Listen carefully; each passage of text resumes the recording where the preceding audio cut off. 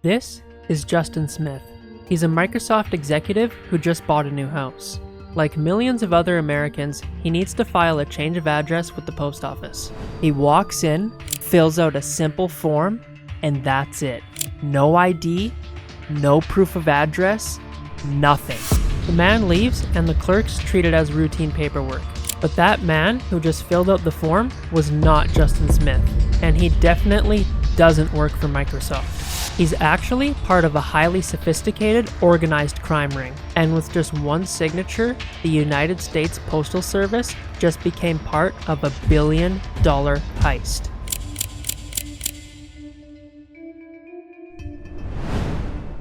Phantom.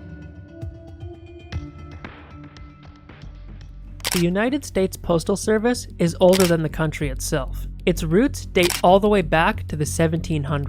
In 1970, the Postal Reorganization Act was introduced, and the Postal Service was transformed into the modern institution that millions of Americans rely on today. For most of its life, the Postal Service was built on one thing above all else: trust.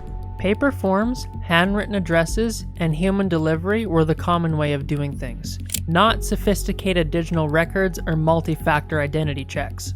The trust that built up over time shaped the way that the Postal Service handled routine tasks.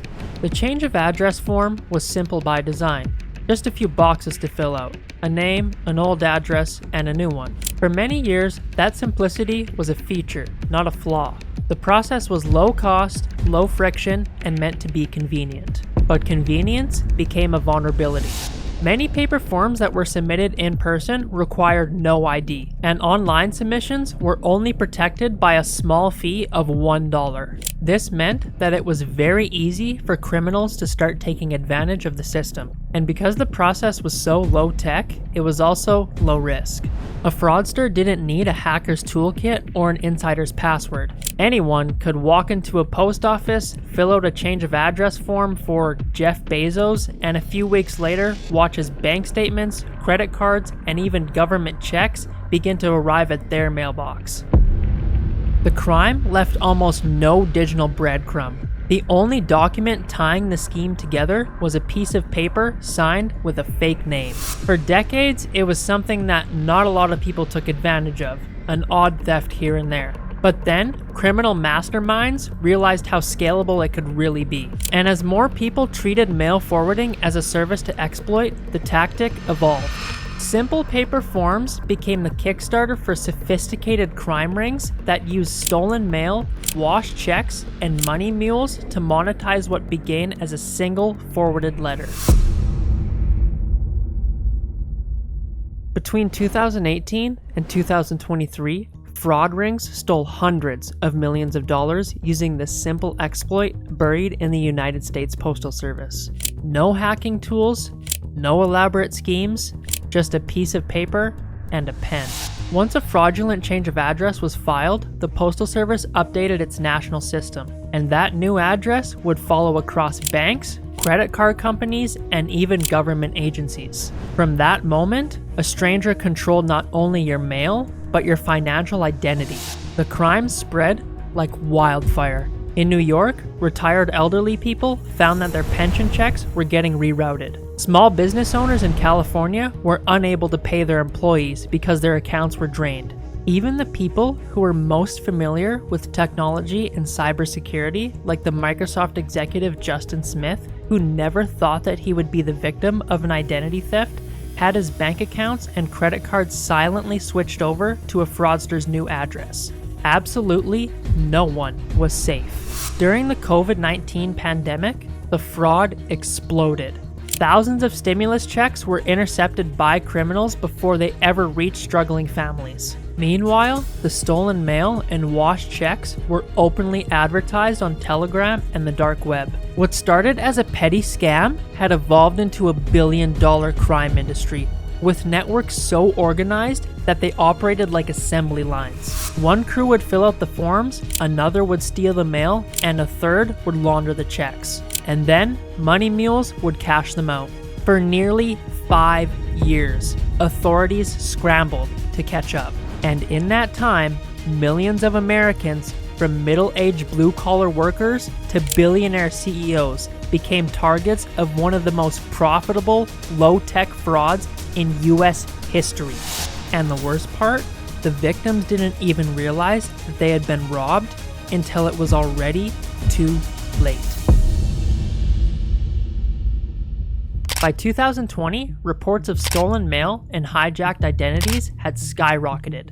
The US Postal Inspection Service, which is the oldest federal law enforcement agency in America, suddenly found itself on the front lines of a billion-dollar war.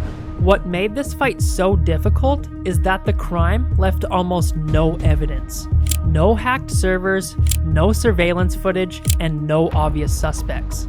Just a paper form that looked like it had been filled out by the real residents. To catch the people who were involved, investigators had to think like criminals. Postal inspectors started tracing clusters of change of address requests, sometimes dozens, all pointing to the same mailbox in a single apartment building. Surveillance teams set up stakeouts at post offices and drop boxes. Undercover agents posed as money mules to infiltrate the networks. What they discovered was that these weren't just small-time thieves. The fraud was nationwide.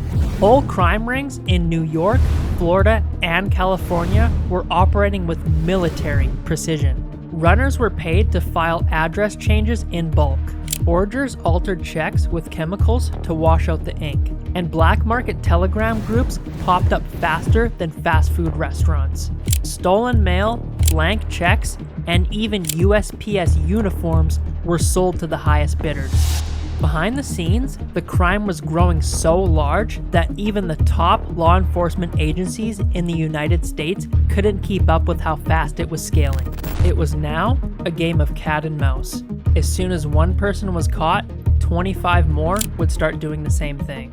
The question was no longer if the criminals could be caught. It was whether or not the authorities could catch up to them before billions more disappeared.